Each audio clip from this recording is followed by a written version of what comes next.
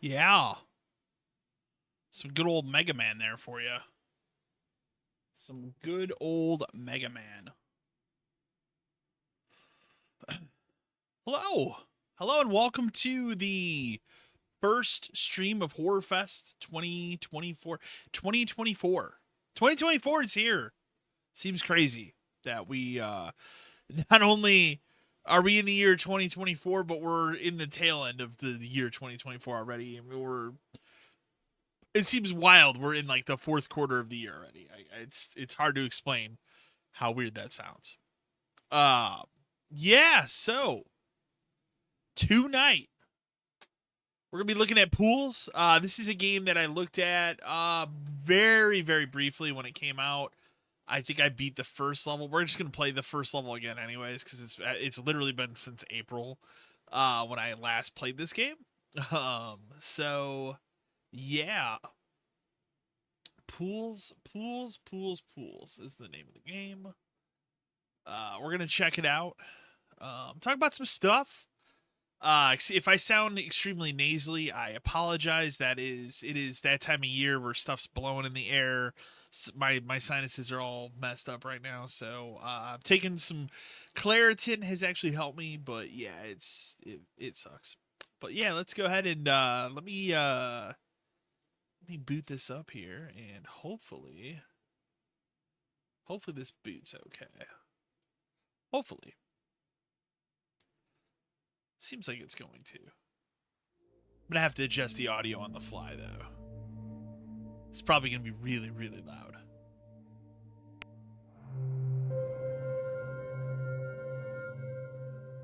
Oh. I never put up the picture of the game. Whoops. Can I do that on the fly? This is gonna look so ghetto, but we're gonna try it real quick. I totally like blanked on doing this. So I actually want to see what this looks like on the fly, so I apologize if you're watching this. This is gonna look so janky. Just so people know what the hell I'm playing. Let's see here. I literally just had it too.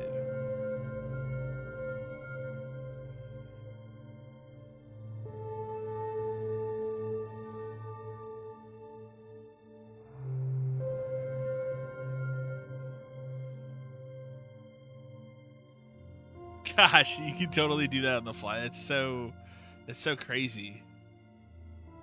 Anyways, I didn't know you could do that. All right, anyways, let's get into it. Pools. Here we go. So yeah, I beat the first level. I should look at the settings really quick on this game. Honestly, I'll probably tweak the audio a little bit here, but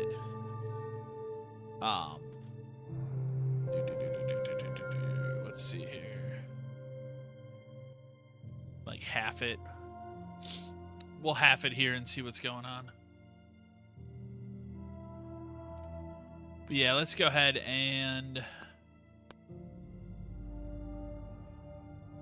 I'll just run into the first. I don't give a shit. We'll replay the first level. Interesting game. It's weird. I like it for what it is, though. You can enjoy my frame rate counter, which isn't going to matter on stream because it's not going to go above 60 for the stream. But the things I don't remember to do before I begin streaming.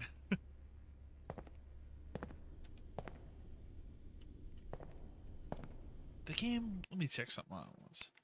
The game always... 1920 by 40. I feel like that is incorrect.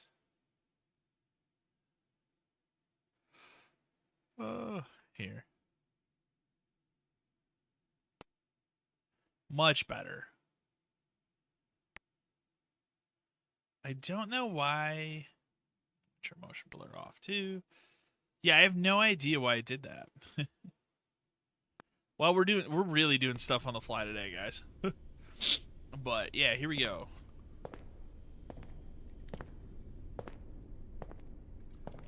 Much better. Oh, this This is much, much, much better. Much, much better.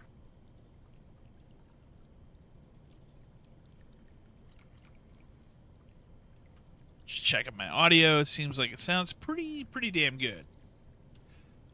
So yeah, Pools is like your typical liminal spaces game.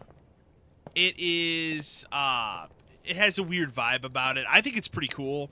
The little bit I did play of it. It does definitely have, like, something going on, at least in the first level, so. But I think it's a pretty cool game. But you have to be down for that, like.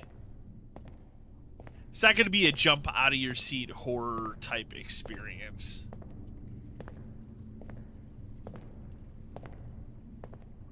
But the game looks tremendous visually, I'll say that. Like, honestly, I should probably tweak it even more.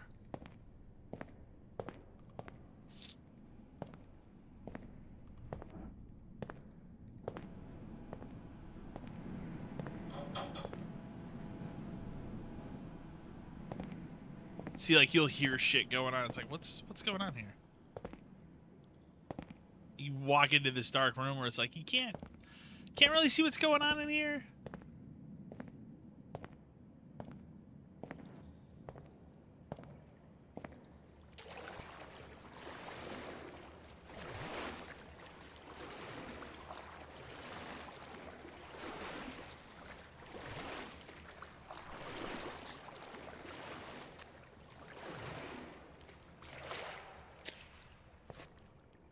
It's very much about atmosphere, but, like, also that liminal, like, if you ever look at those liminal space stuff on, like, Instagram, or I guess if you use TikTok. I've never used TikTok, but I would assume that stuff's on TikTok. Or Facebook, like, you see that shit all the time. It's based on that, like, phenomenon. It's pretty cool.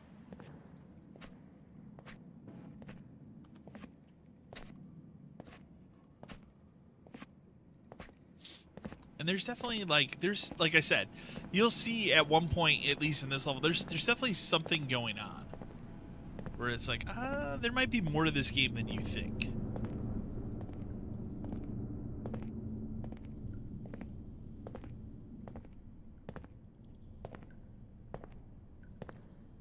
Will say, I'm pretty sure I turned motion blur off, but it, like, looks worse to me. Let's see here. Also, like, yeah. It, like, did not save any of my settings, so. I turned motion blur off. You can turn that off. I'm going to leave that the way it is. Alright, let's see now. A little bit better. Yeah.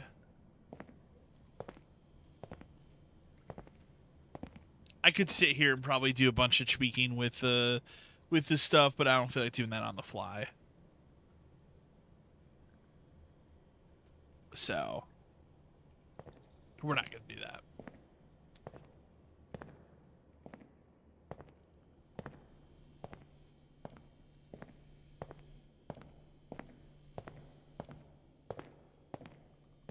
But yeah, Spooky Month's here. It seems crazy.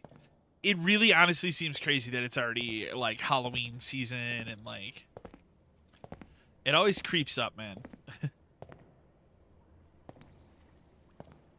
It's funny, too, because I actually got to get into the local Spirit Halloween this past, it was like past weekend or two. Because it might have been 2 weeks ago now. But it was one of those things where my girlfriend's like, I told my girlfriend, like, we make the same pact every year, like, we're going to both go together, you know, because I want to go, she wants to go, we'll go together, right?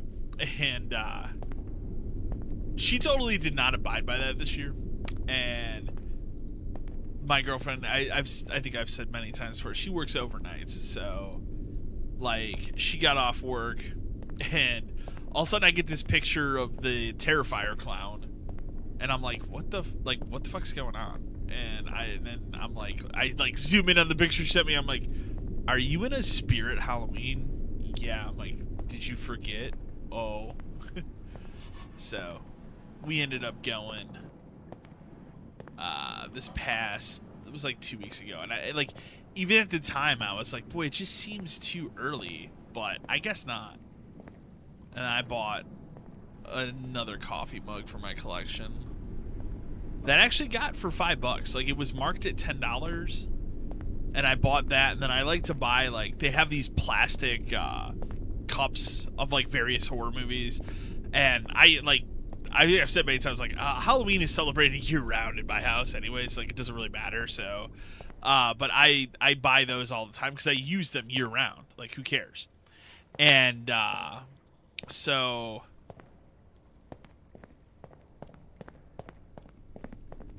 And so I did that. And, I got some... So I got 2 of those cups and then the mug, and that all ran up as $10. And I'm like... What? Like, the one mug. But I'm like, all right, whatever. I didn't think about it. I got home and realized, like, yeah, the coffee mug I bought was only $5. So that was pretty cool. So.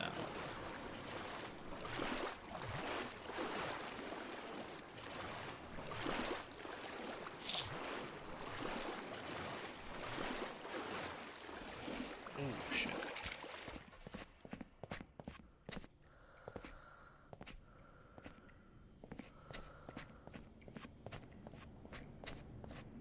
There's always that thought of, like, you're gonna run in on something. Yeah. Gives you that feeling every time. What? Or, like, you'll hear stuff like that, and it's like, what the fuck?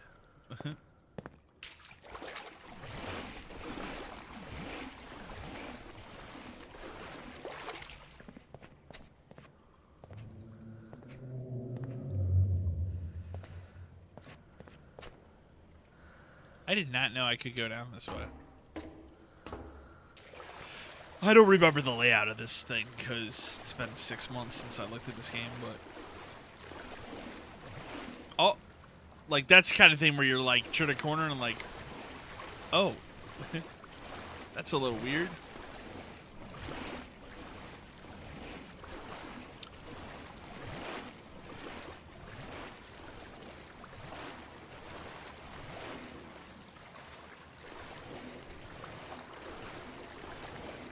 See, I've had a couple people reach out to me and stuff and ask me, like, obviously the Joker 2 reviews are in. They were in a couple weeks ago. Now we have, like, the general public and, like, non-access media. Like, they did one of those fan-first screenings last night, which I didn't even know. Like, I wouldn't have been able to do it anyways because it's on a night that my girlfriend works, so. But people are not digging this new Joker movie, and, like, I've said all along, like, my stance as always, and you know through the history of my channel, is when they announce that, I don't think we need to do that. Like, that movie is so good on its own, and there's so many good elements to it and what it does, that I don't think you need to make a sequel. Like, I don't think a sequel is going to offer anything. But again, I'm going in with an open mind. I could be completely wrong, you know. But I feel like Thursday when I go, it's going to be... Oh.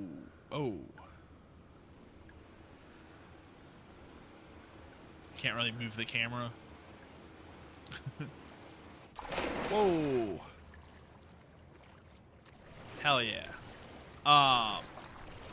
It's just going to be a night of vindication. Like, I even told, when my girlfriend was leaving for work today, I told her, I'm like, have you seen any of the Joker stuff? And she's like, no. And I told her, I'm like, there's no one is being positive about it.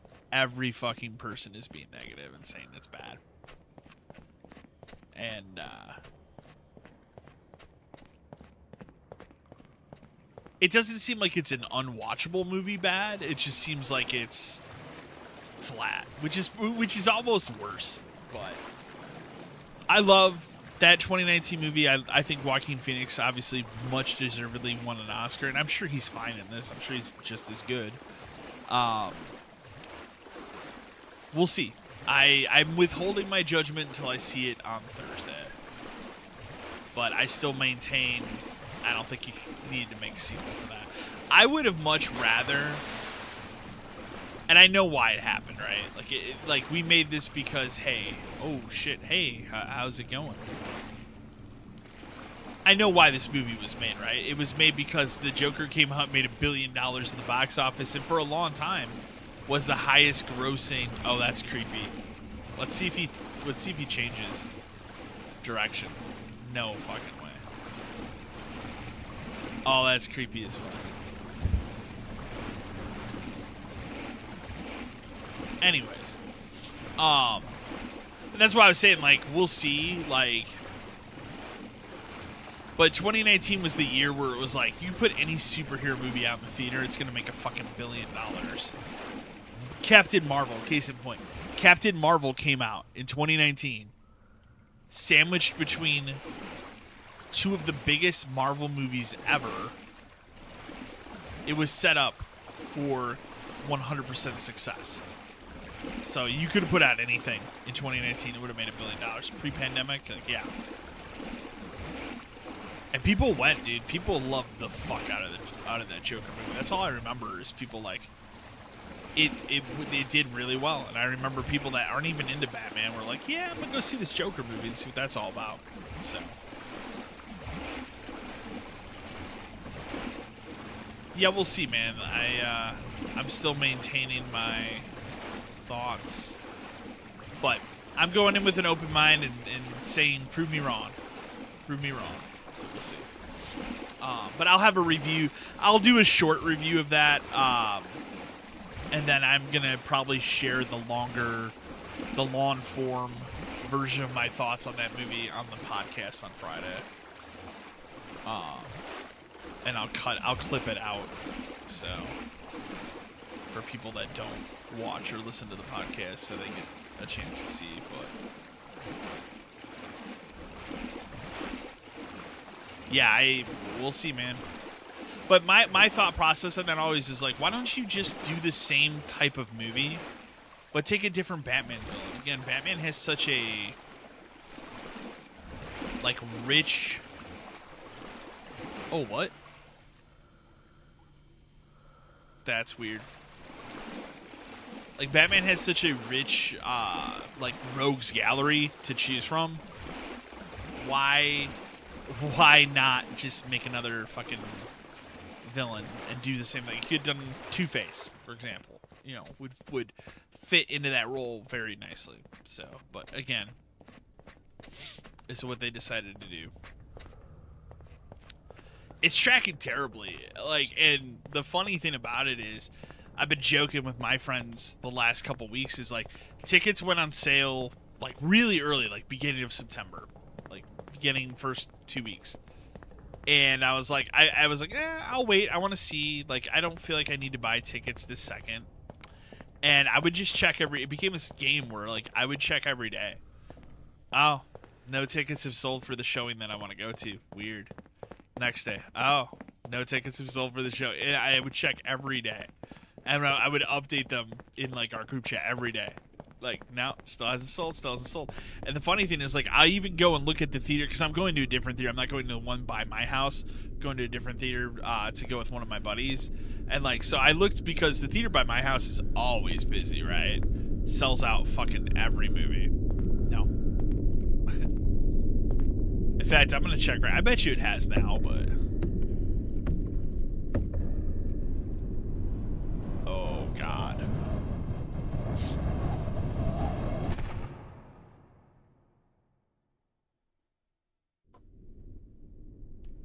So, yeah, we'll see. We'll see what happens, man. Like, I don't know.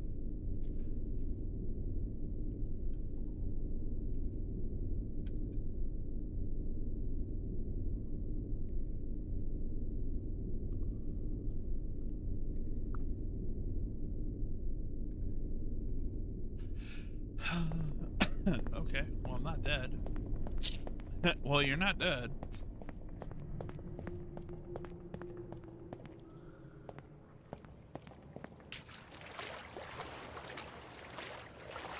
I remember that part.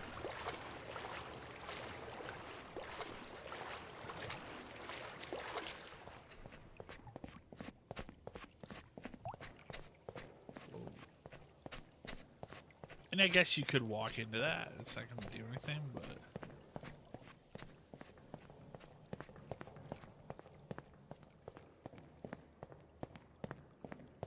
Whoa, whoa, whoa, whoa, whoa.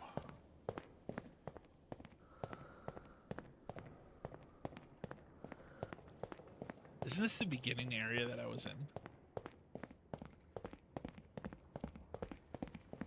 It's like kind of hard for me to tell.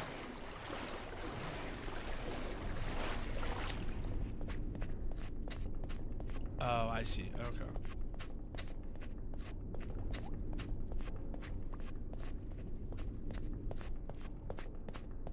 Okay. Is there a door?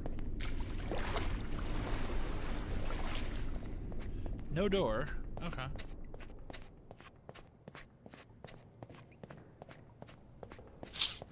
Okay, that's weird.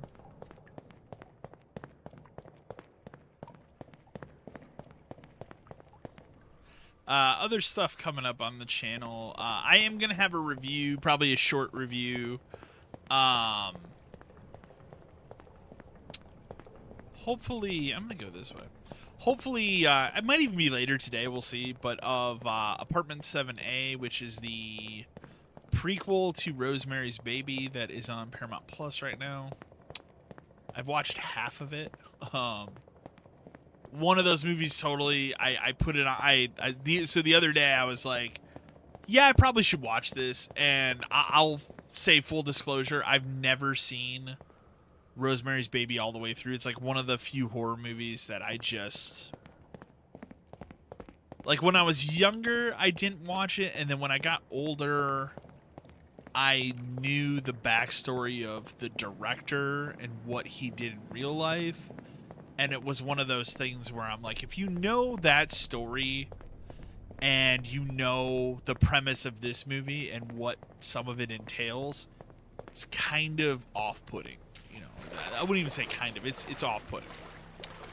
And so I've always kind of just avoided it out of that, for that specific reason, not because, you know, I think it's a bad movie or anything. It's actually a very well-made movie, but I've only ever seen bits and pieces of it. And it's kind of funny because it's one of my mom's favorite horror movies, and I grew up in a pretty religious household that, you know, is not today, I would say, is not as like, it's my parents are not as hardcore as they were as a kid. But it's one of those things where I look at it and I'm like, you like this? That's a little strange. Like, I can go on the flip side and say, like, I remember when I was in, I think, freshman year of college, and my parents will watch some horror movies and stuff, but they're not, like, huge horror fans like I am, right? I remember my dad was like, you should see Last House on the Left. That's a good one. And, like, not ever have seen that movie at the time, being like, yeah, okay. And I go to the video store and I rent that and remember being like, this movie is fucked up. Like, holy shit. You like, do you remember what's going on in this thing? Like, and you thought this was, like, I don't know. It's one of those, like, really fucked up situations, right? But it's just funny when I think about, like, from such a religious background, one of my dad's favorite horror movies is Last House on the Left. One of my mom's favorites is Rosemary's Baby, but I never had seen all the way through. Like, I know what Rosemary's Baby is. I know the twist of it. It's very famous.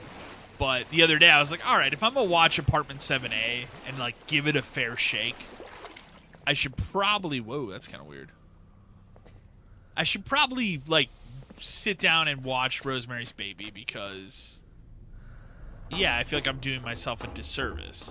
So, the other night I was like, I had the grand idea of like, hell yeah, I'm gonna marathon these two fucking movies, and I made it through Rosemary's Baby, and then made it about halfway through Apartment 7A, and just was like, I gotta go to bed. And it wasn't because I wasn't enjoying the movie. It's just it was like, dude, I gotta be up at like 6 o'clock in the morning. I need to go to bed. So, I'll probably finish that movie tonight. But I'll say, like, from what I've watched of it thus far, it's not bad. Like, it kind of, unfortunately, this year we've had a lot of, like, I'd say in the last year and a half, we've had a lot of these like legacy prequels and stuff and legacy sequels, and I think, well, I'll say this movie is very well made, very well shot. It's almost following the same fucking story beat by beat, where I'm like, and maybe it's just because I just came off of watching the other one, so maybe somebody that hasn't seen Rosemary's Baby in like 20 years might be like, oh yeah, this is pretty cool. But like, yeah, for me, I'm just like, it's cool, but like it's following the same story beat by beat. But yeah, I actually dig it. We'll see how it ends. Like, I kind of hope, like, I'm hoping it leans towards more of like the first Omen, which I thought was fantastic by the end of it, and actually not only offered something unique and different for that franchise in a little bit of a sense, but also at the same time, it literally fits like a glove right into the first original Omen movie. And I don't know how this movie's gonna end, so we'll see, but like, that would be cool if they could do the same thing. We'll see.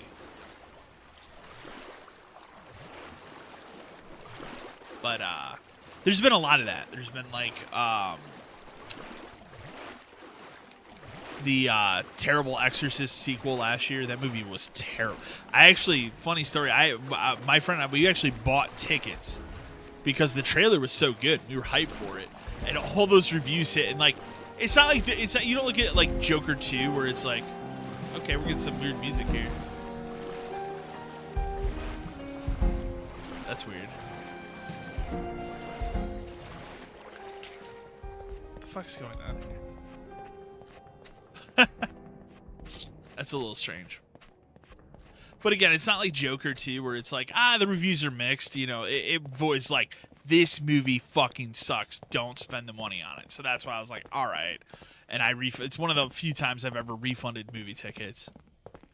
But I was like, yeah, nah, dude, we're not gonna spend money on this. So one of the few times too that I straight up was like, I had bought tickets and then the reviews came out and I was swayed enough that I'm like, yeah, nah. And I'm glad, because when it hit streaming, like, fucking not even 2 weeks later, and I watched it, it was terrible. Like, I hated it. And I was like, yeah, man, if I would have went to the theater, I would have been pissed off. So, not the worst decision, but Joker 2 for me, again, all vindication. So we'll see. But yeah, there's been a lot of that, like, lately, and I feel like some of it's been good, you know, like legacy prequel, sequel for horror movies. Some of it's been bad. They did that that Evil Dead Rise last year. That wasn't really like a legacy. It's a sequel in a sense, but it's pretty detached. Why does it look like that's flashing? I think it's just the lights in here.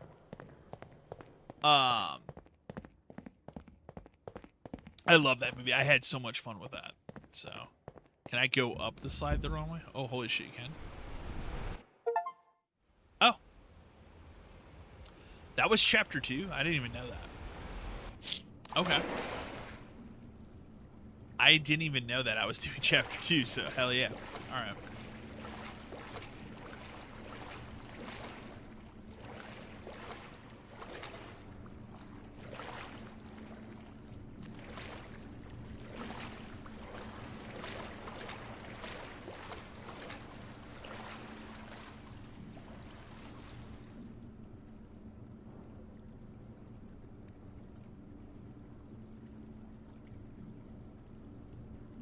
In fact, here we can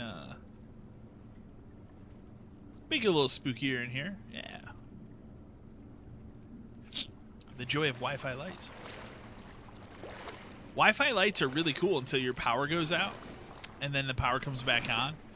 And because they're all Wi-Fi and they all, like, it doesn't matter. Every light that is Wi-Fi in your house, if your power goes out, will turn on when the power comes back on. Like, without it, like, every fucking time. It's the one downfall of having Wi-Fi lights.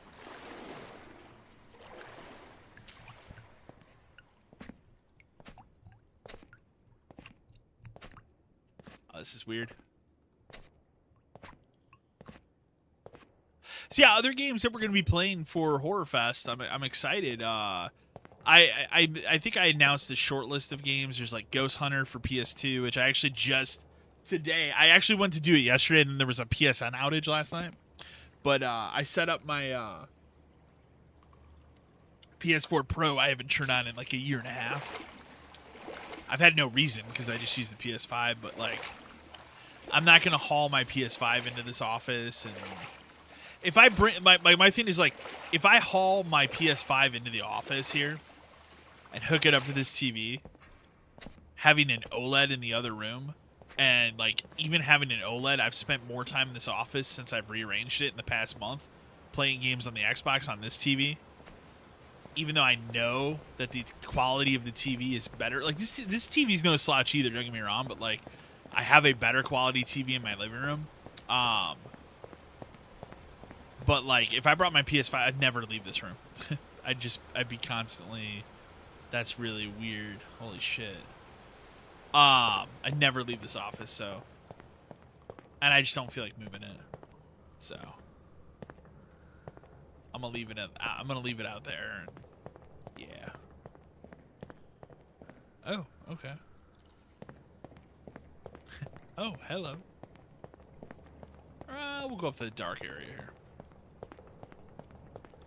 So yeah, I set up my PS4 Pro. I downloaded, set up Ghost Hunter, so we're gonna stream that on there. Super excited about that. Trying to think of the other games I did. Eternal Darkness at some point. I don't know when exactly.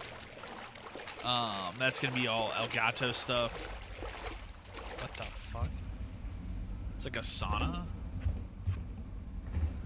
I just want to go into one of these rooms and have some guy like, "Hey, how's it going?" Like that's all I want.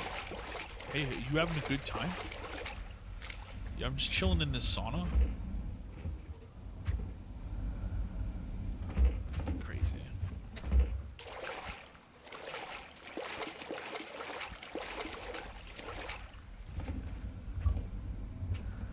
Forgot I left my Xbox on.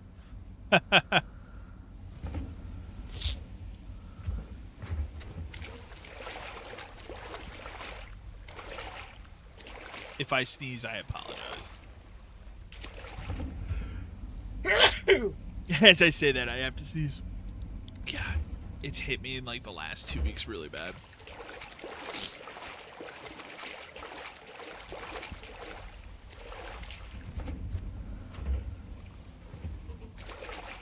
It was getting to the point though where like every morning I'm waking up and like sneezing like 10, 12 times.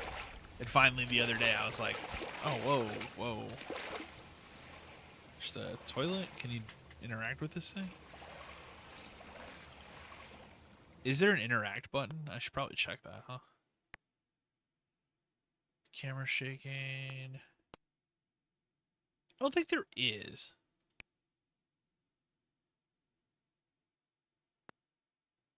Yeah. Okay. Well. Yeah, finally the other day I was like, I'm just gonna try some Claritin, and like I've been pretty good since. So, but I will say I have not been waking up sneezing nearly as much. But yeah, it's like where I live for whatever's going on this year. Like it is bad. I haven't had a year this bad allergies since 2020. 2020, and it was worse in 2020 because every time, like that whole summer, I would think I'm getting COVID, and I'd be like, oh no, it's happening. And it's like, nope, it's just your allergies. Nope, it's just your allergies.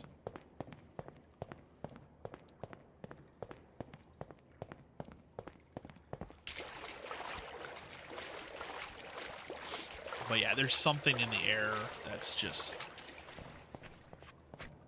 destroying my nose this year. Oh, that's cool. Other games. Talked about the PS2 to PS4. So Ghost Hunter, Eternal Darkness. I want to look at Luigi's Mansion 1. I feel like 1 year for HorrorFest I did stream the original Luigi's Mansion, but I don't remember. And I actually want to play through all 3 of them. I I have 2 on 3DS, but I did not buy the Switch version that came out. I want to get it. I'm waiting until it hits like 40. But I want to get it. But I'm gonna look at the original Luigi's Mansion. That's on the list. Here. I'm just gonna pull up the list because I don't remember. Like, I seriously do not recall.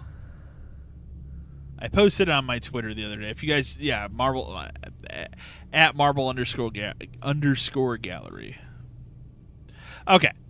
Pools, which we're playing right now: Ghost Hunter, Eternal Darkness, Dead Rising Deluxe Remaster. I'm gonna look at the PC version specifically. Luigi's Mansion. I didn't put it in there, but obviously I have tremendous love for the game. I am going to once again this year look at Legacy of Kain Blood Omen. This year I'm looking at the PC version I bought on GOG. What? It's like a bathroom stall thing? Oh, I thought somebody was shutting the fucking door on me. I'm like, whoa, what?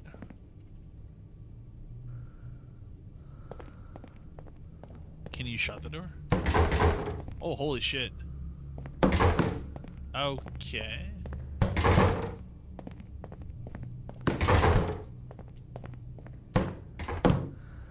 Interesting. But yeah, so I'm gonna be looking at those. Here we go.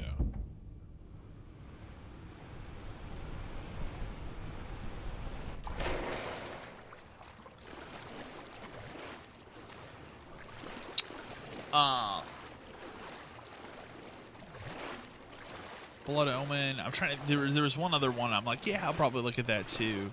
I am gonna do a full review of Silent Hill remake. Silent Hill 2 remake. I'm still haven't decided what platform I'm getting it on yet. I'm still on the fence. There's part of me that wants to get it on PC, and there's part of me that wants to get it on PS5. My PC's perfectly capable of running it without. I probably can run it pretty much at max without any issue. Because I looked at the specs a while ago. I was like, wow, I still haven't. Every once in a while, I get like a, oh yeah, your CPU. I'll give you example. Like Cyberpunk is a game that tells me my CPU cannot handle. But I have a friend who has a much older CPU that played through it on PC and was just fine. So. But that's one where that comes up and it's like, nah, man. One of the few. But I'm just starting to get to the point now where it's like, sometimes it's the recommended CPU is the CPU that I have. So that's one of the reasons I'm looking to do a new PC build in the spring. Especially like I said, like we've talked about with the PS5 Pro being so goddamn expensive.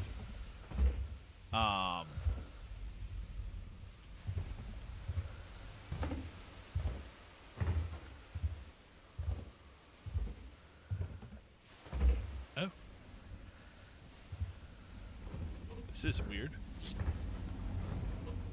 It's like an endless loop of saunas. What is happening? It's hard as hell to see. Yeah, so like that. I already have a 4070 that I bought last spring. That's in my PC that I'm using now. Oh, that's hell yeah. Let's see if I can. I still feel like I can make this look better. I don't remember. Whatever. I just feel like there's sometimes where we're in the game here and it's like, oh, this could look better. I had this game all tweaked the last time I played it. It just didn't save any of my settings for some reason. Come on, one of these things got to grab me, right? Come on, come on, come on. Oh, I was going to say, or I'm going to turn around, they're all gone. I would have been super into that, too.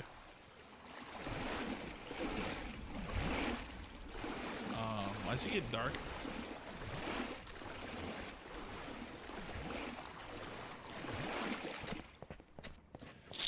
Oh, that's... That's super fucking weird, right? Am I... Oh, I kind of super into this, but it's so weird. Let's see if it works like it should. Oh, that's so weird. Oh, man. That is mind-bending. That is mind-bending.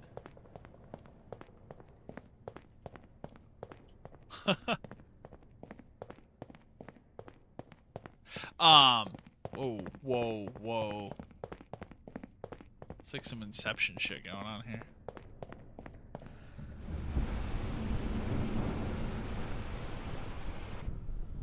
But yeah, Silent Hill 2, we'll see. Whoa. Haven't decided yet. I still got what, like a little under a week to decide. I actually have to, I don't know where I put it. I bought, over the weekend, I had this grand idea of like, I want to be able to,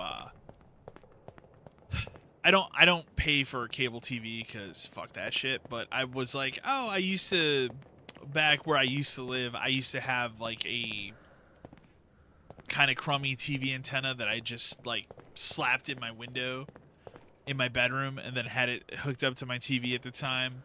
And I could pick up a couple local stations, and that's all I wanted. And I was like, oh, this is weird.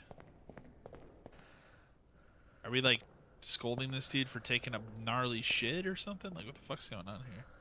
Why would this guy be watching this man take a shit? The fuck is this game? Okay, sure.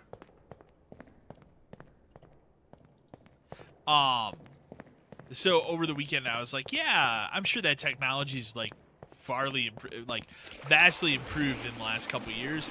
I'll fucking buy, you know, a more high powered one. And I bought like I think it was like $50 off Amazon. Set it up on this TV. Doesn't work like at all.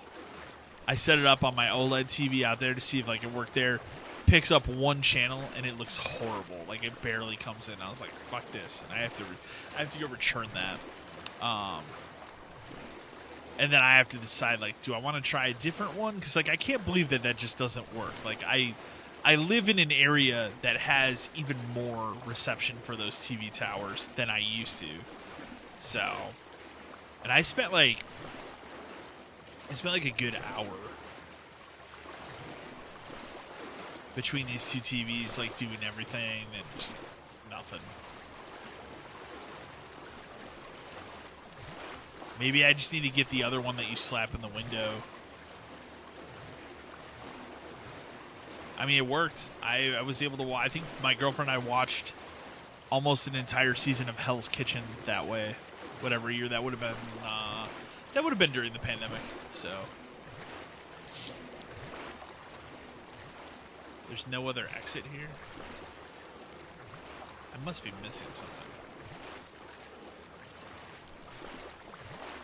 Fools is a weird fucking... Oh, okay.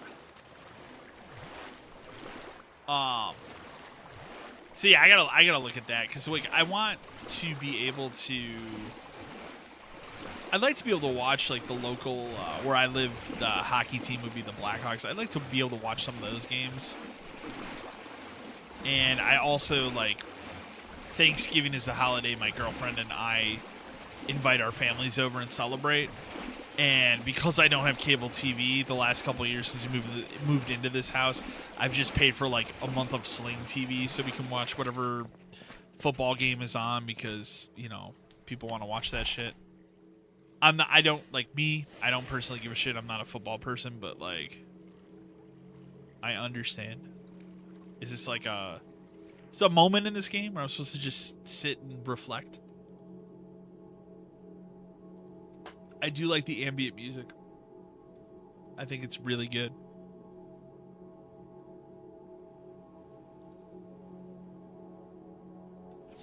I think it's really, really good. All right.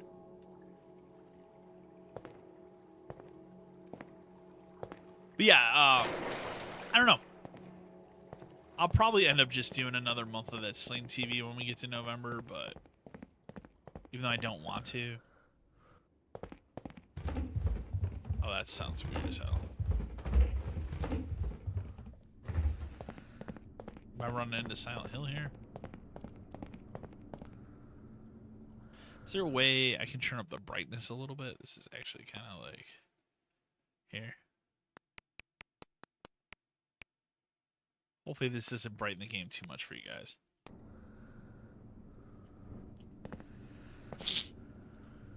I feel like it didn't do shit.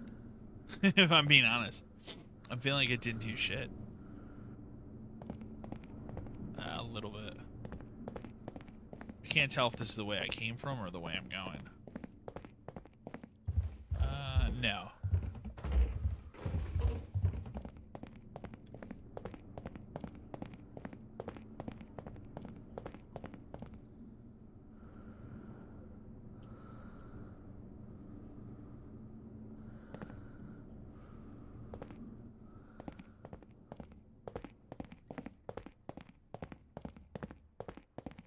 Oh, wow.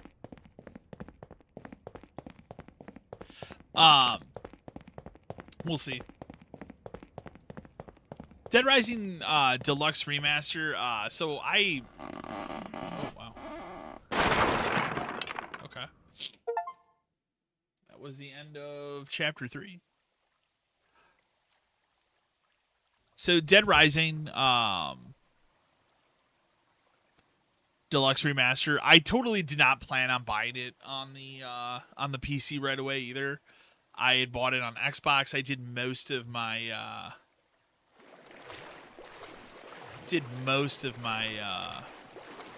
playtime on that version. Whoa. Like a ghost that went through me or something? That was weird.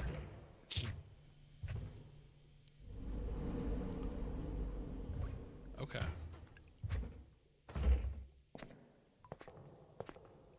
So I'm still kind of like messing around and doing the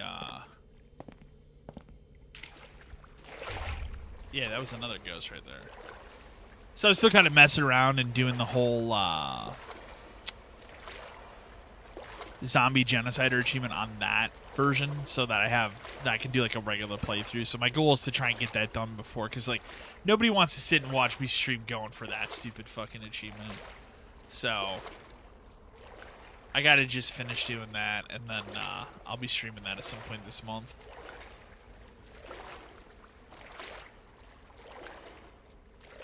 That's in the cards as well. But I'm still actually I might tonight after I get done here. I might actually go for the 7-Day Survivor achievement, because you can cheese the fuck out of it now. Between being able to fast forward time and suspend states, like it doesn't matter. Getting that achievement is not the badge of honor it used to be. Let's put it that way.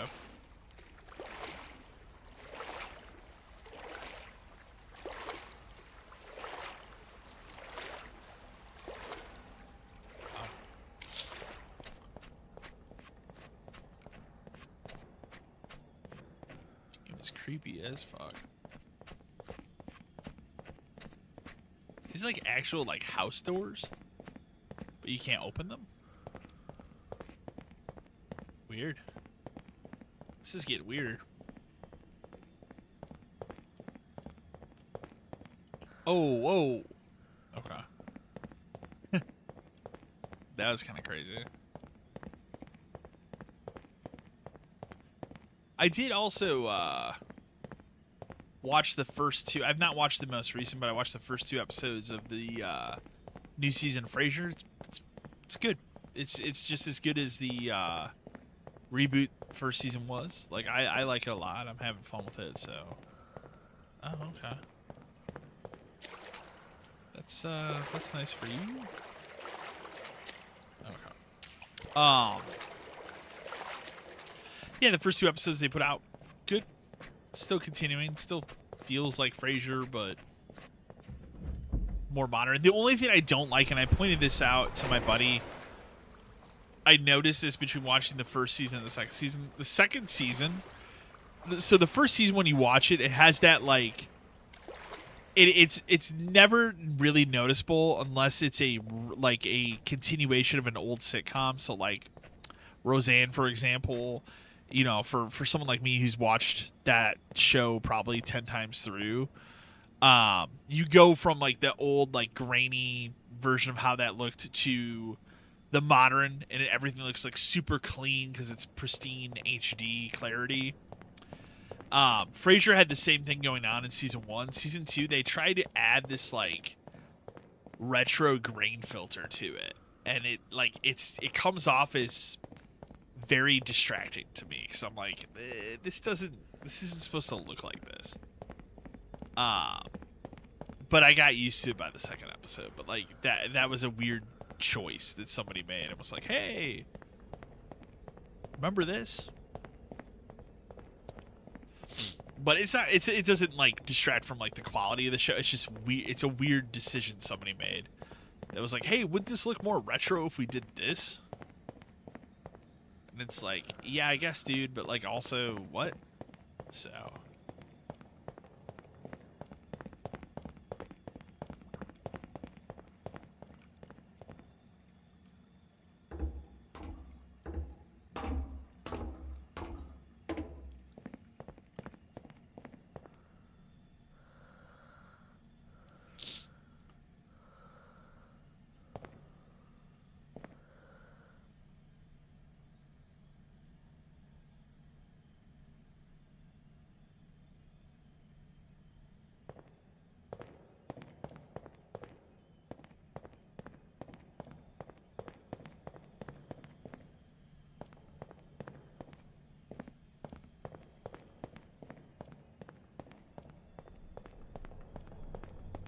Oh, wow. Is that the diving board up there? Okay.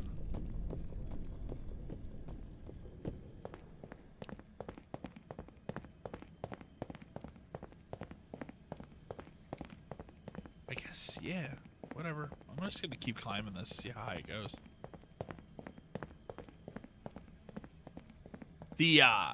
That Apartment 7A movie stars the chick from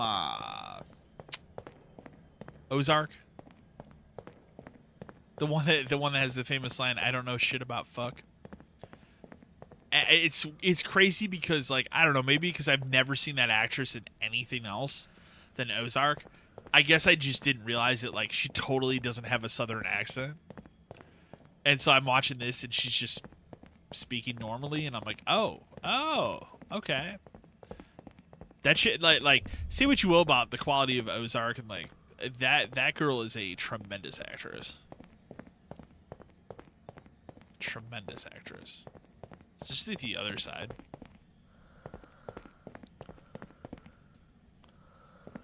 That was kind of one of the other highlights for me to watch. I was like, yeah, that girl's a pretty good actress. I should probably like see what this is about. Oh, this is gonna be terrifying. Oh no. What? Okay. So I guess the answer is to not do that? Okay. It's clearly telling me to go the other way, so. You probably have to take that instead, that's my guess. But, like, how do I get up to that? Okay.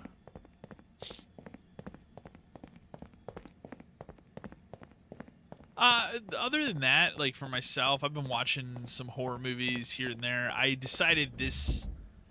I don't think I'm gonna do a video on this. This was just more of a thing for me, but I have not seen all of the all of the Nightmare on Elm Street movies in succession, like 1, 2, 3, 4, like since I was a teenager, like in high school. And so I was like, you know, I was kind of in the mood for like, I mean, obviously I've seen the original many times.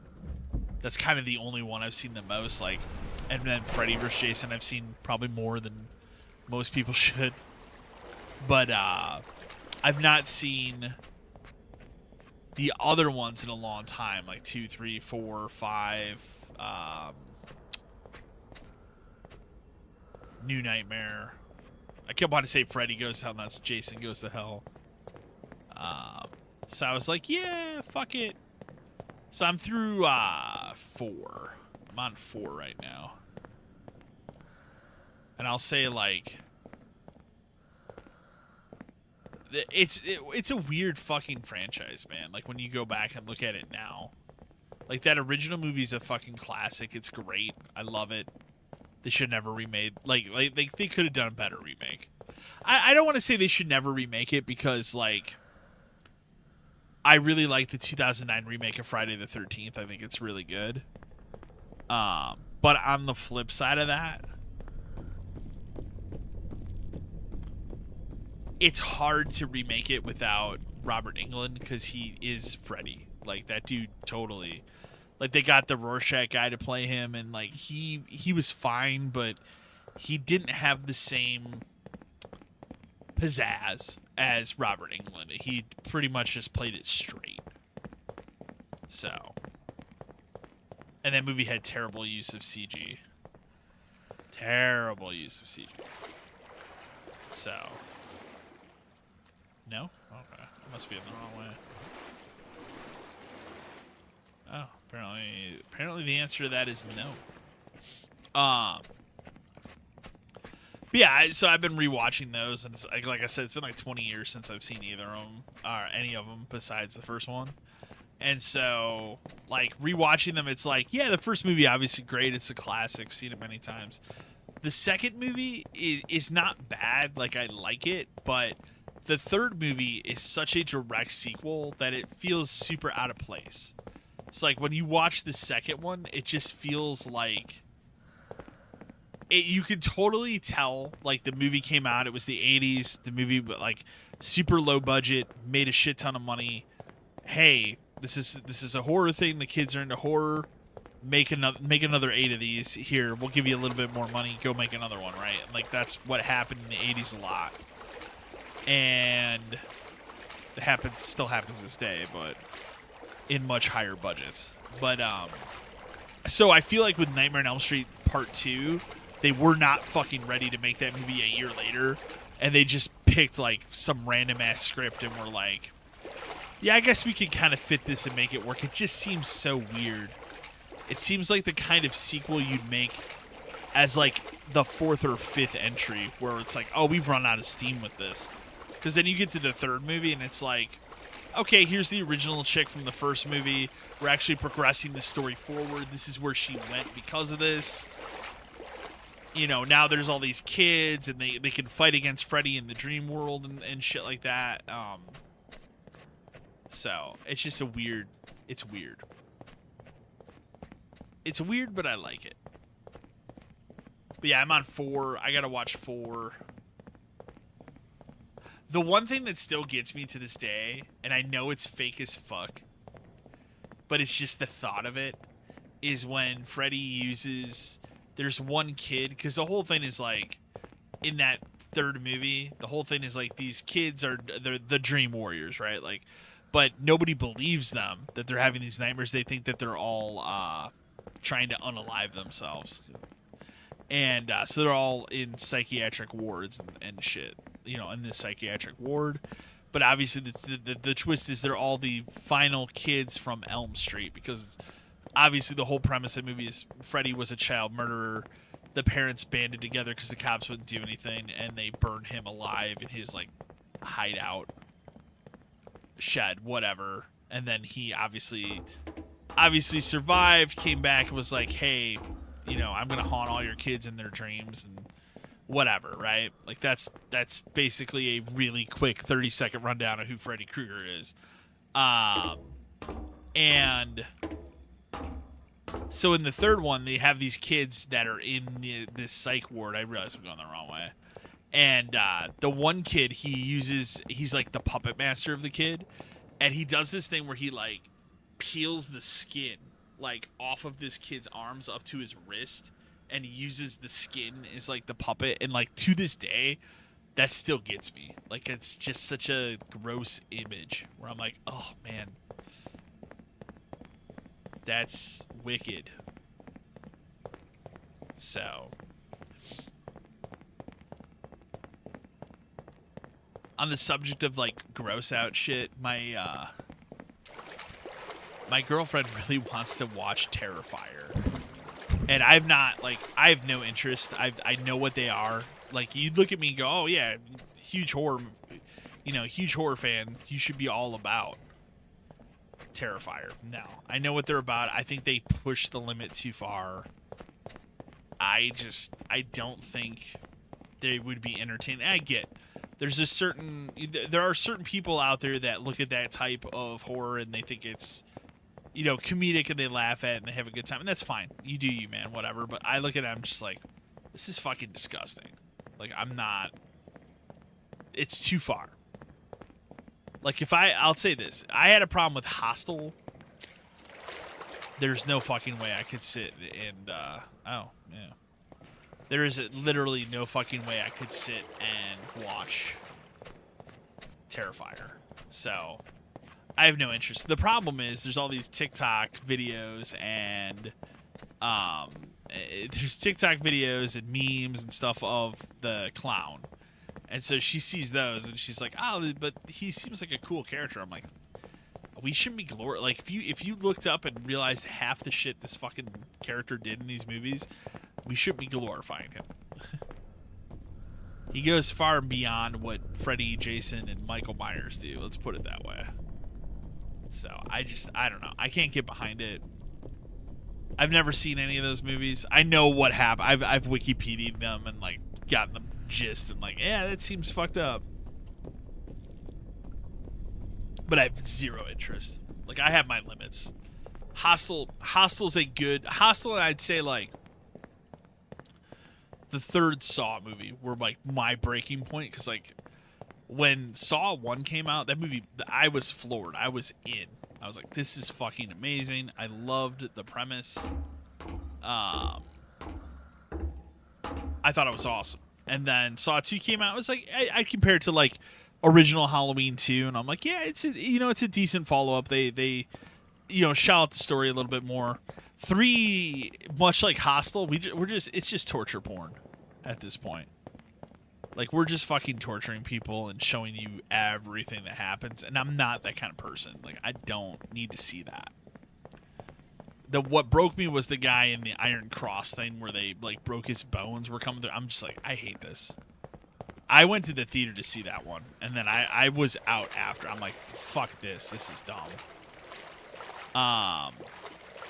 Hostel I didn't see in the theater. I believe I rented it. But I fucking hated that. I never watched the second one. I know everything that happens in it, but I was so put down by Hostel. It's one of the few movies I wanted to turn off. I hated it so much. And that's why I've always had a mixed opinion on Eli Roth, because like, I love Cabin Fever. I think that movie is great, but Hostel I did not like. His other movies are hit or miss for me. I did not watch Thanksgiving. I know he did Borderlands. I have zero fucking interest in ever watching Borderlands. That just seems like a bad fucking time. Yeah, I'm not into that, like, super gross out horror.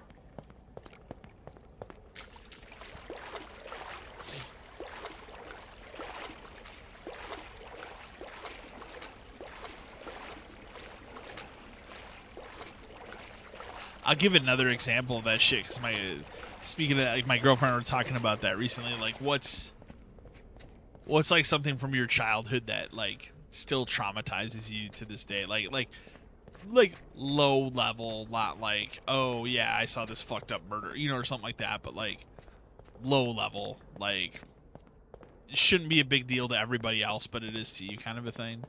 For me, it is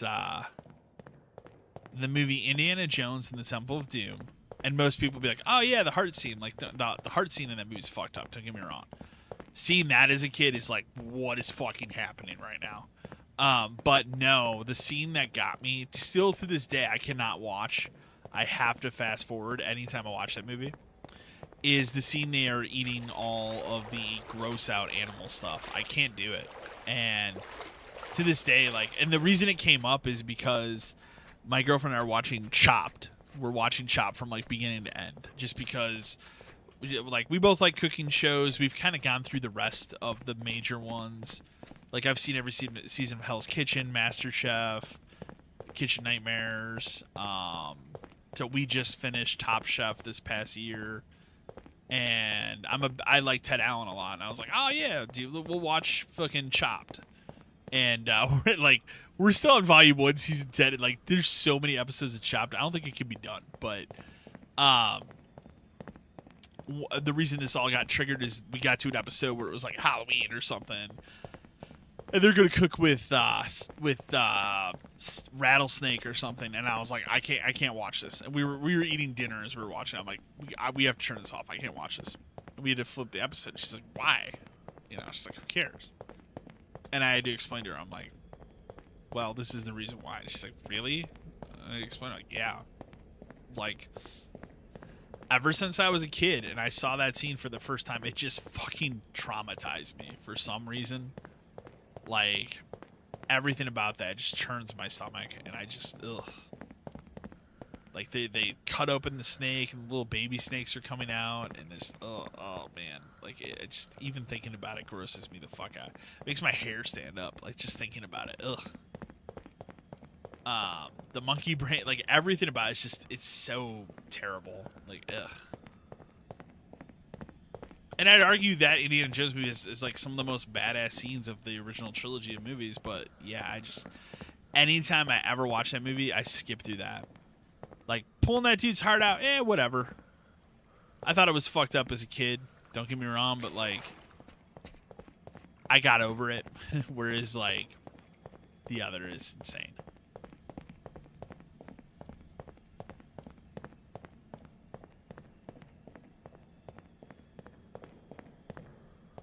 And I've tried, like, it is, like, I've tried to.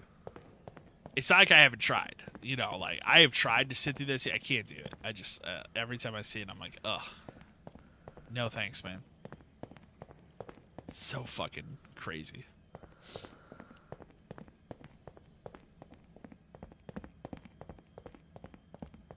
Other videos and stuff I'm going to be doing for HorrorFest. I shot and, I'm going to be doing a... That's weird. Oh. I shot and am doing a top 5 favorite Tales from the Dark Side episodes of all time. Love that show. I've watched through it a few times. I'm going to try and incorporate footage from it. I'm not going to play any of the audio, and we're going to see what happens. Hopefully I don't get pinched for... Hopefully it's fair. I feel like what I'm doing is fair use, but we'll see. But I'm looking forward to that video for sure. I also think I'm gonna do. I haven't decided if I want to do top 5. Probably top 5 favorite Stephen King stories. I think is the other one I'm gonna do. Probably.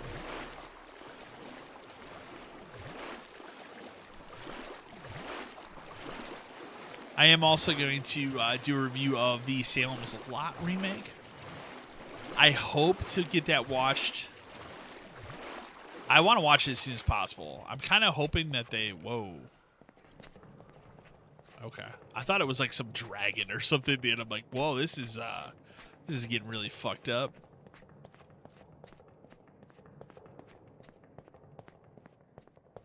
Okay.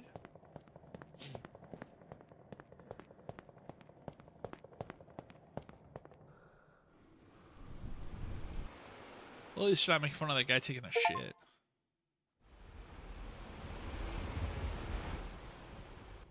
What the hell is coming out of this? Like bricks? That's weird.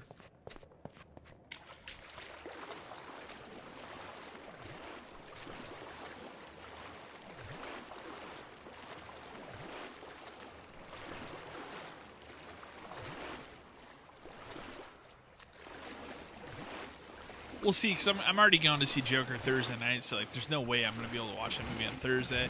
I'm hoping maybe HBO puts it up like tomorrow night at like 9 or something. I'm like, oh yeah, I'll watch it, but otherwise, I'll be honest, it's probably not going to be reviewed until I'll probably watch it over the weekend. I do really want to see it though. I'm excited to watch it because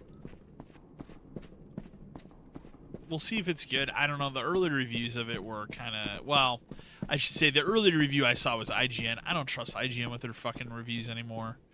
They gave The Penguin a 5 out of 10, and I'm like, are you fucking kidding me? Like, and I've only watched the first episode of The Penguin. I will be watching the second episode tomorrow, but that show's easily a 9 out of 10. Like, it's fantastic. Way better than I went in with like moderate to low expectations because I'm like, I don't know, like I liked the Batman a lot, but I'm like, I don't know if this is gonna translate into TV. And like, it's a tremendous fucking smartly written, like deeply well written characters. It's not just, it doesn't feel shallow like at all. So, but I still laugh at IGN like 5 out of 10. Like, fuck off, man. And I mean, IGN also gave Joker a 5 out of 10, but we'll see. And for like game, well, but the reason I bring it up is because they did a review of Salem's Lot and also gave it a 5 out of 10. And I'm like, you guys fucking love 5 out of 10 like you love 7s, man. 7s for games, like every fucking game gets a 7, dude. Star Wars Outlaws, man, 7. Whoa.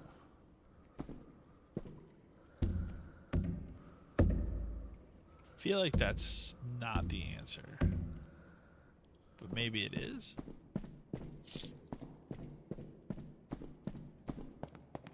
Yeah, and IGN. You know, it's funny. I watched. I knew I was streaming today, so I would not have time to do this. I almost made a video because I was scrolling through YouTube earlier today, and I sometimes watch RGT85. I like RG. I like his content. I think he's a good YouTuber. I actually recently picked up his wrestling book. It's cool. But I watched his video today on like the real reason why Star Wars Outlaws, flopped or whatever. And I will say, like, and I think this is, look, I like RGT85. I respect him. I think he's a good YouTuber. I think he totally missed the mark in that video. And I've noticed a trend in his videos where, like, he so adamantly doesn't want to talk about culture war stuff that he almost is at this point where it's like, I just want to pretend it doesn't happen. And it's like, well, yes, Star Wars Outlaws didn't fundamentally fail because of the culture war. Like it failed, but it wasn't just because of the culture war. But that was a part of it. Like, there are people that said fuck this game when it was announced and shown because of culture war stuff. But like, to just keep dismissing it, like, that's just this shit that's going on, nobody cares about. Like, no, it's bigger than you think. I don't think it should be dismissed so lightly, especially when you look at a situation like that. Like, the real reason Star Wars Outlaws failed, it's fucking clear, obvious as can be. That game fucking failed because people are tired of Star Wars. Disney oversaturated the market with Star Wars shit for the last 10 years. Or 8 years, however long, whatever, 2015, I guess 9 years, yeah. Ever since The Force Awakens. They blew it up. The first thing they did within, a year of buying Star Wars, we're making a new trilogy. It's going to be a sequel trilogy. And everybody got all super hyped and was like, hell yeah. And then that movie came out. And it was like, I remember when I first saw it, it was like we all got the fucking Men in Black fucking zap. Where everybody watched it. I was like, that was a great movie. Everybody loved it. And then you start to think about it after and you're like, oh, actually, it kind of was just forced. It was just kind of just A New Hope again. Like they kind of just remixed The New Hope, and you realize like, oh, that it really didn't actually do anything original. And then you get to Last Jedi and it all falls apart, where it's just like, this is actually fucking bad. Like I believe Rian Johnson wrote that movie too. It's like he clearly doesn't understand who the character of Luke is or how to characterize him. And it's so poorly received. Like, critically, it's not, but, like, fans don't like it. And that's where the fan divide really started with Star Wars. Is like, yeah, this Disney Star Wars stuff isn't good, right? Like, and then with the only beacon of hope, and I'll continue to say the only good Disney Star Wars we have gotten is Mandalorian Season 1 and 2. Those are tremendous at capturing the actual feel of Star Wars. Season 3, not so much. Season 3 is a fucking rush job and a mess. And hey, maybe everybody can just be a Mandalorian now. And well, maybe the show's not really about Jin Darden. Maybe it's actually about Bo-Katan. And it's like, no, that's not what the Mandalorian's supposed to be about, dude. And then it ended in such a fucked up way where, oh my god, that scared the fuck out of me. What the fuck? Whoa, I don't like this. I don't like that.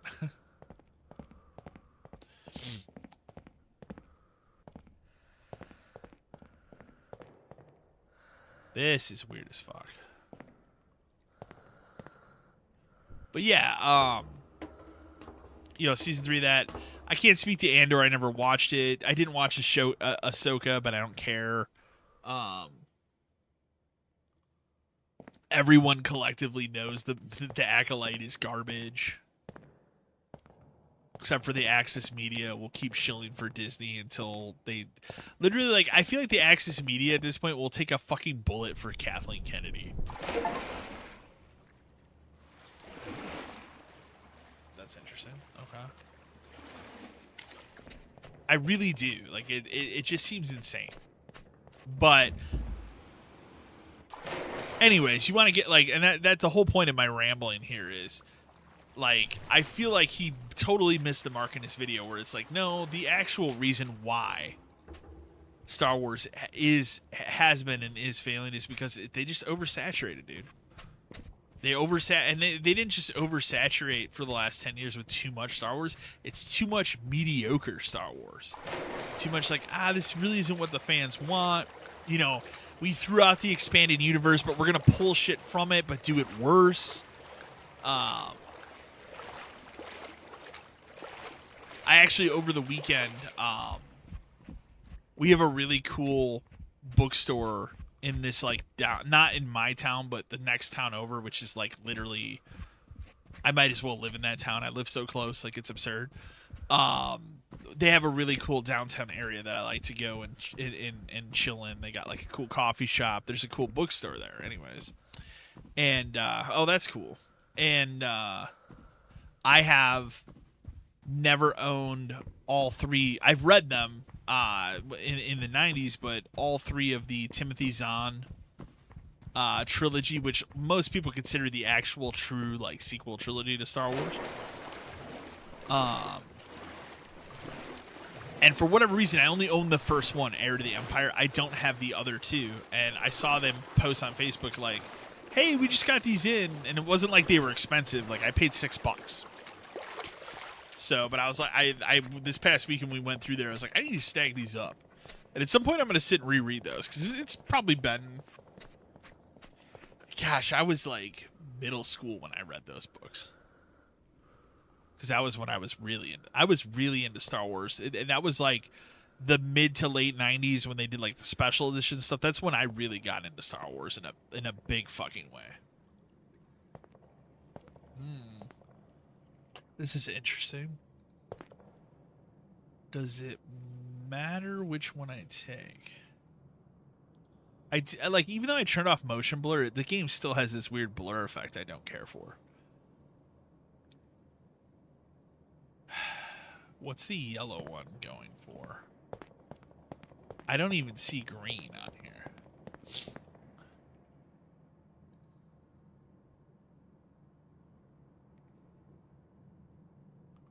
I'm gonna take yellow and we'll see what happens.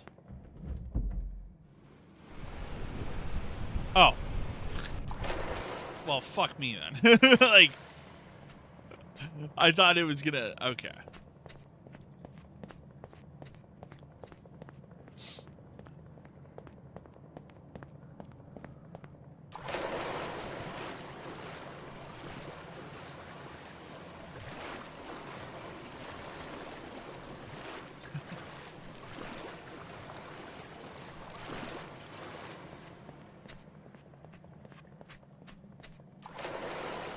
Yeah, that's the real reason. It has nothing to do with... People are just... Oh, God. It's probably not what I'm supposed to do, so it'll rewind, because you can't die. Yeah. So we just have to watch where I'm fucking walking. Okay. But, again, that's the real reason. It has nothing to do with anything other than the fans are tired. The fans that remain are really tired. Like, there are fans that have walked away. Like, there's a huge amount of fans that Acolyte was the final bullet for them. They're like, I can't do this. They got to episode 3 of that season of Acolyte and were like, nope, this isn't Star Wars. And they walked away. And they're done. They're just like, this is over. Oh, this is like Twin Peaks shit going on here. So then you and that's what you think about. Like, okay, so literally a month later, when that show ends, you're expecting all these fans who collectively hated the Acolyte to go out and buy a new Star Wars game that doesn't look great to begin with. Like, and obviously that's what happened. It sold in a month. It took a month for them to sell 1 million copies. And again, you look at a paper, you go, 1 million copies, it's a lot of copies of a game. Yeah, 1 million copies of a Star Wars game that Ubisoft spent the biggest marketing budget they've ever spent on a video game. We still don't have the accurate numbers for how much they spent on this game, but it's got to be staggering. And so, yeah, you look at something like Assassin's Creed then, and you go, yeah, like, I totally understand why they're delaying it. There's a huge controversy around the game. People are not happy with certain elements of Assassin's Creed, and they want that to be changed. I mean, the thing I saw today is, like, it might be possible they're going to completely pull that Yasuke character out. What the fuck?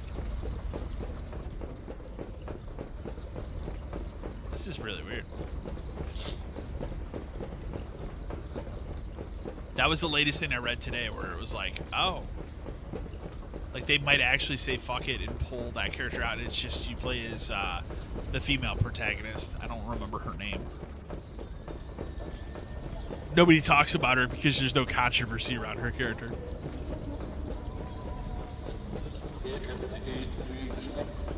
And I've said many times before, like, I have no interest in the game. It has nothing to do with the controversy. I'm good on that version of Assassin's Creed. I think they need to take their time again and take time off and reinvent the series again. I think we're getting to that point where... Okay. I think we've gotten to that point where we've made too many of this type. Oh, okay.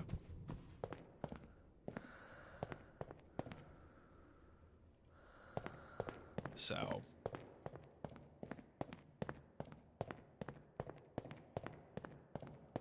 Oh, well... Here I go. Nope.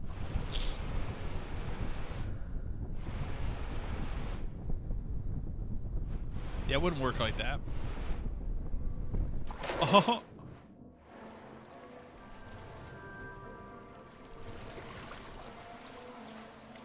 Oh, this is super fucking weird.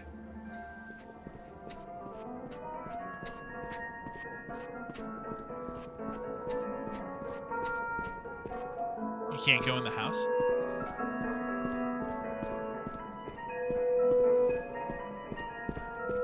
What happens if I try to climb up the slide?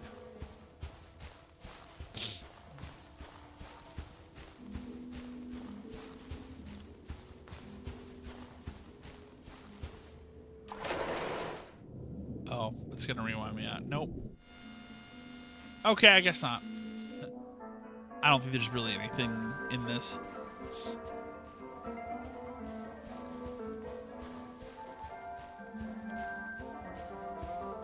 That's so fucking creepy, right? Like, oh my god.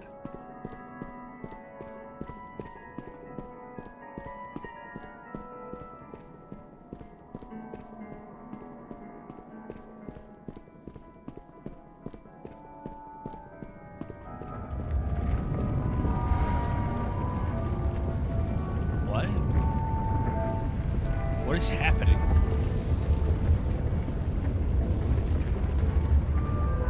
Okay. Oh, okay.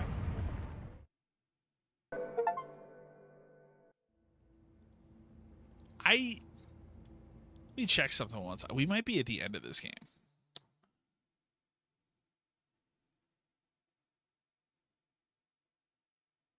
I don't want a video walkthrough. I just want... No, it looks like there are... No. There's only one more level. Okay. Well, we might as well try and finish the game. Okay.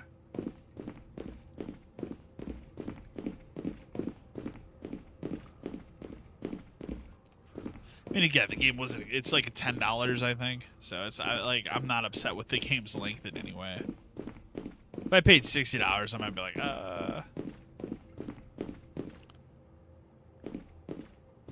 It's like going into someone's mouth. It seems like it.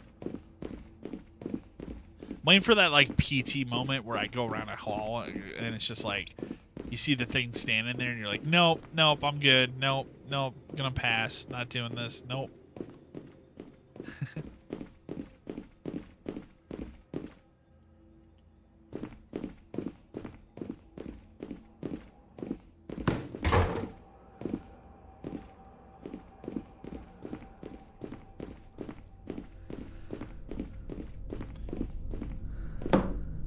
Oh, holy shit.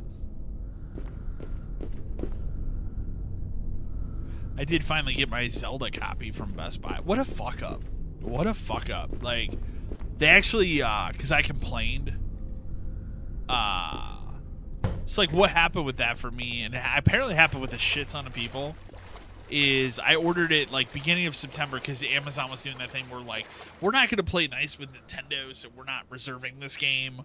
Or you could just, you know, buy a digital code from us. Like, no, fuck off. And so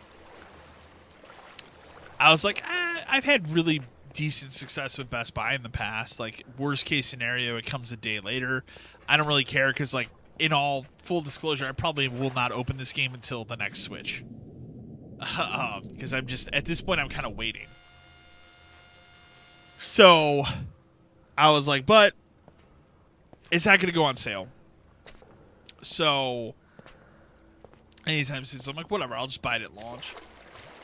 And so I ordered it like, I think I pre-ordered it like beginning of September. I was like, whatever, didn't think much of it. And then it finally ships, and it shipped the day before. I'm like, okay, cool. I'll have it tomorrow on launch day. Fine, whatever. Like, again, I'm not going to play it right now, but that's cool.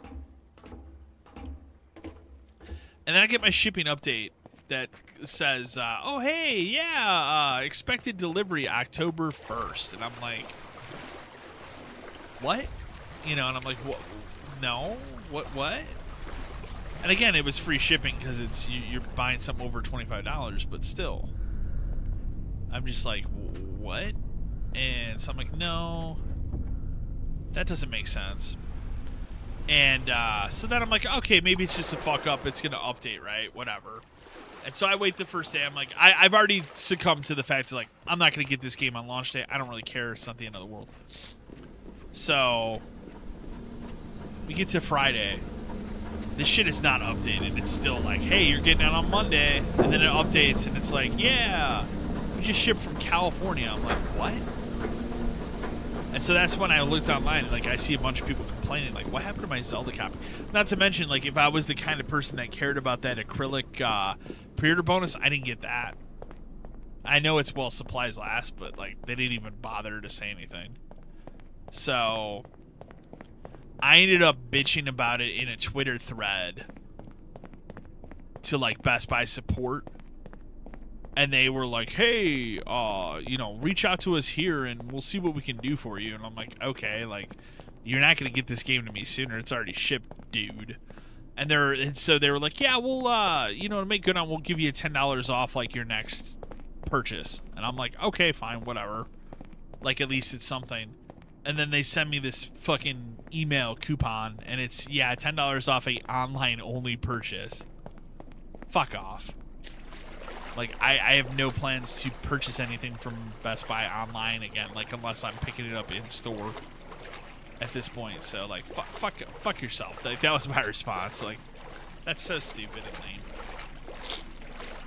And I know you could be like, I know the first thing someone would say is like, oh, well, just do the online order and pick up at store. Yeah, it doesn't. The coupon literally will not work. It says on it strictly, like, online order only, no pickup in store.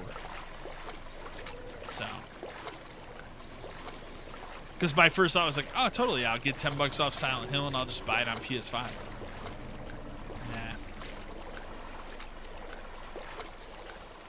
Nah. So, very disappointing. So yeah, I think the next Nintendo game this year is like Mario and Luigi Brothership or whatever. Like, I don't know if I'm going to rush to get that at launch, though. Might wait on it. That at least has an opportunity to maybe go on sale later. Like, the one that kills me is Super Mario RPG. I see that for $30 all the time. So,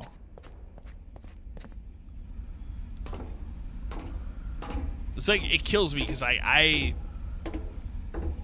Dead Rising wasn't even a full price game, but I haven't bought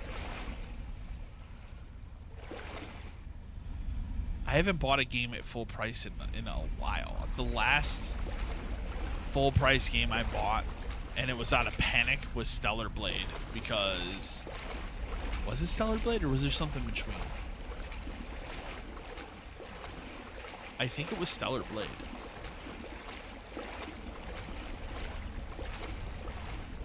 I think so. I could be wrong on that. But that for me was oh, that is creepy. For me, that was like oh, there might be a controversy here. I guess I should probably get this before it dries up, and then nothing. Well, not a big deal, and I haven't even played it yet. But my backlog, like, I was thinking about this today too, where it's like, especially with like coming off of and being disappointed with the PS5 Pro price for what you get, and then looking at my fucking wall of games when I did that stream of my collection a couple weeks ago, I'm really like, I have such a massive backlog of games. I could literally stop buying new games for like 2 years and be perfectly fine if I could get over that FOMO with not being there day one for certain games. I could seriously just sit here and play between my Steam library. I added it up today because I was curious. I'm like, what digital library do I have the most games on? And surprisingly, I'm dead even across all platforms. So I have a little over 600 Steam games. I have exactly 600 Xbox digital games. These are games owned. This doesn't include Plus or Gold games that they gave out, because you can sort it that way. And I have 587 digital PS4/PS5 games. So, like, I'm dead even on every platform. It's kind of crazy. Because I totally thought for sure I was going to come out of that thing and be like, yeah, Xbox, like, this makes sense. Now, it's like, it's pretty much even across all platforms. And again, like, there are some platforms I own the same game on everything, or, there's been many times where I've purchased a game on one platform and then down the road I'm like, oh, I'll buy it here. The other bad habit I have is I own a physical copy of a game that I paid maybe full price for a couple years ago, or, you know, got Black Friday cheap or whatever. Then it goes on sale digitally for, you know, a couple bucks, and I buy it again digitally. That happens a lot. But at least at that point, if the game's sealed, then I have no reason to open it. What the fuck?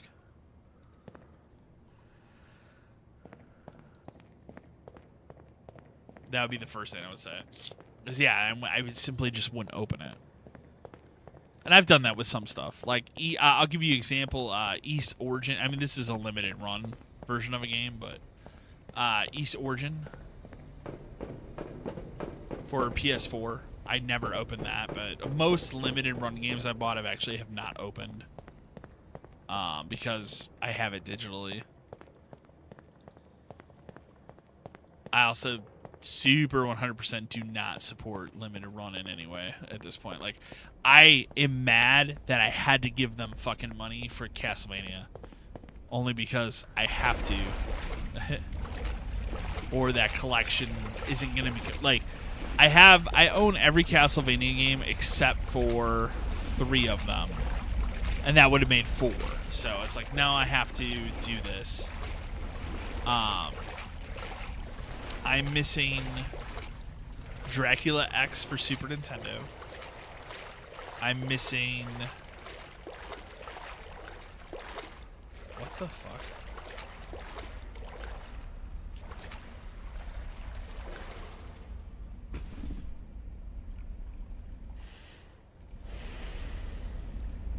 It's a real, like... What? Can you pet this thing? What's going on here? This is so weird.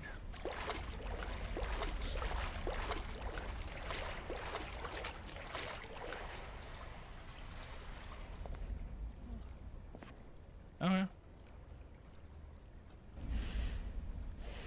I'm just like stuck on this chair. I'm missing Castlevania Legends, which is the last Game Boy game. It was like one of the last original Game Boy games that came out before they discontinued, or obviously went to GBA. I don't have that. And what's the third one? I always forget the third one.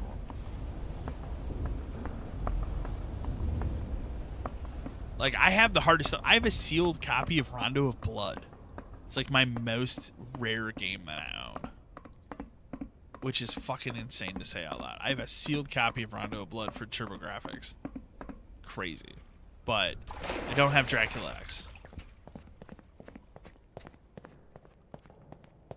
Okay. Oh, that's creepy. That's creepy as fuck.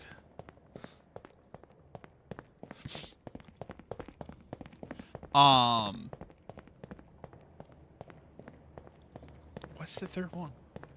It's something stupid too. Where it's like, oh, I should probably own that, but I don't for some reason. No, I can't remember.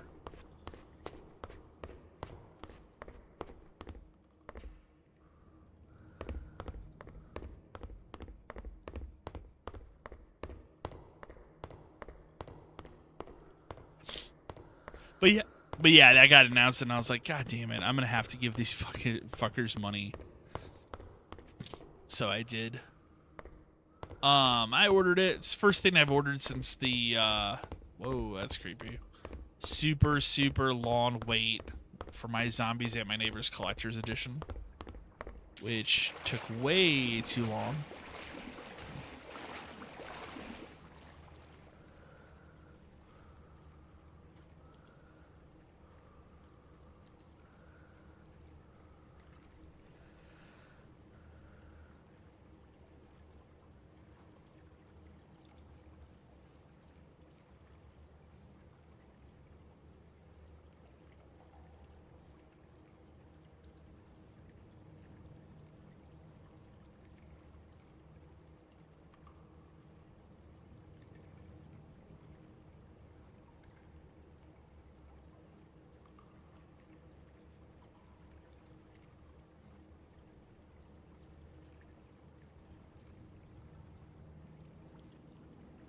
Sorry about that. Didn't feel like blowing my nose on camera. Did I just turn myself around? No. What is the third game? I'm gonna have to look it up in a second. The third game I'm thinking of. Because it's Dracula X, it's Castlevania Legend, and there's a third one I'm missing. It's something stupid, too. Where I'm like, oh, that's weird that I don't own that.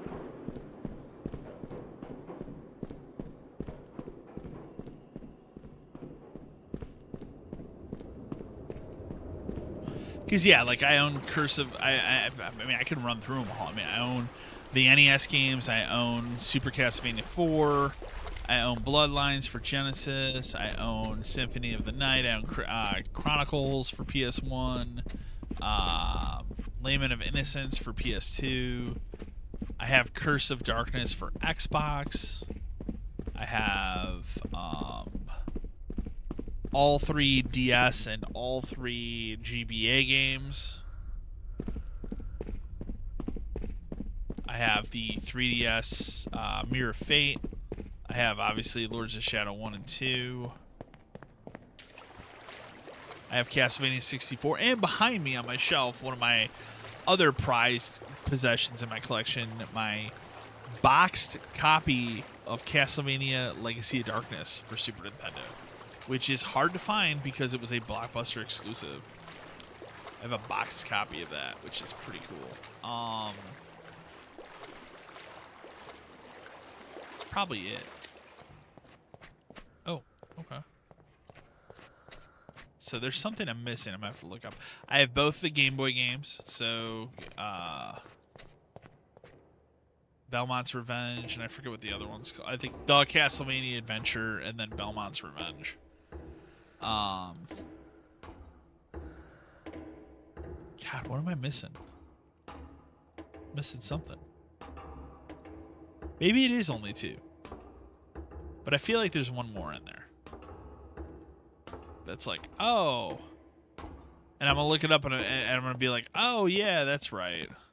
Duh.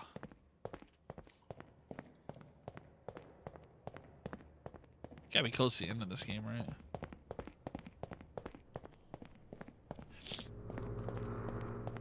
What? That was creepy. That was creepy as fuck. There are a couple good, like, really weird, fucked up moments in this game, I'm not gonna lie.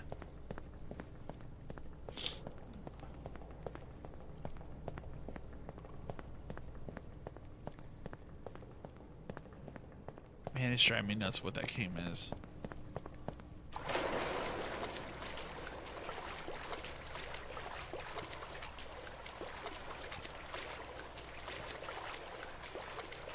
I was trying to think, not that it's Castlevania, but I'm trying to remember if last year was the year I streamed Illbleed for Dreamcast. I think so. That's a fucking cool game. I was actually crossing my fingers and hoping because they announced that Legacy of Kain Blood Omen is coming to that PS1 Classics thing.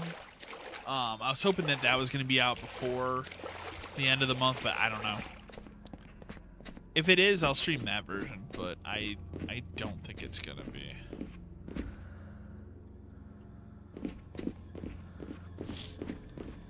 This is getting weird. Now we're in like back rooms type shit.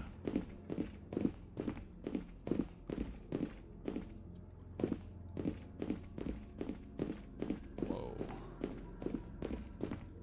That doesn't go anywhere.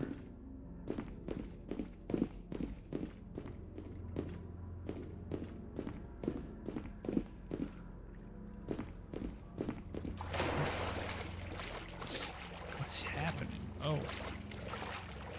Oh.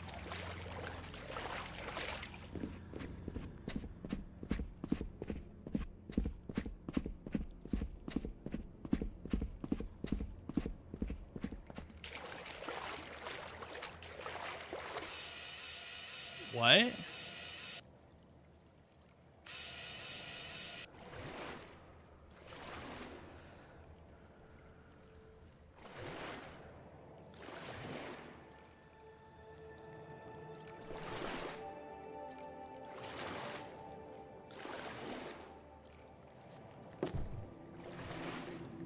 What?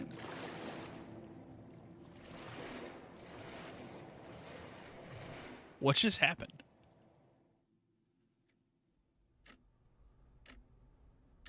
That's the end of the game. Oh, it's like some fucking weird video some dude's been watching. Oh, that's okay. Such a weird. It's such a weird place to end it, though. That's such a weird place to end the game. Okay. I feel like it could have kept going. A lot of people worked on music for this game.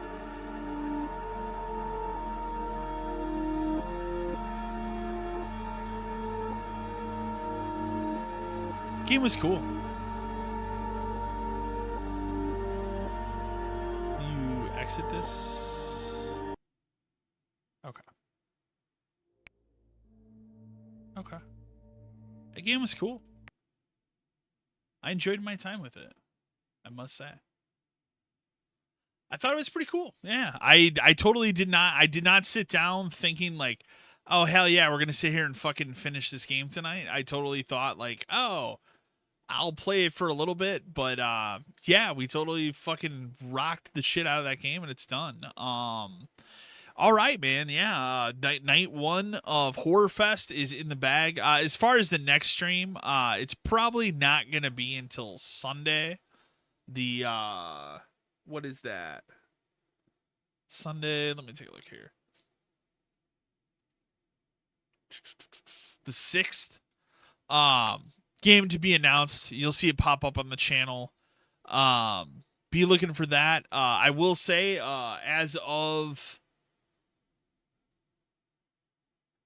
right now, we're going for the next episode of the podcast, we're gonna have previous third chair Eric on again. It's been a while. I think he last was on episode 50, and this will be episode 71. So it's been a while since he's been on. I think it was like last Christmas time.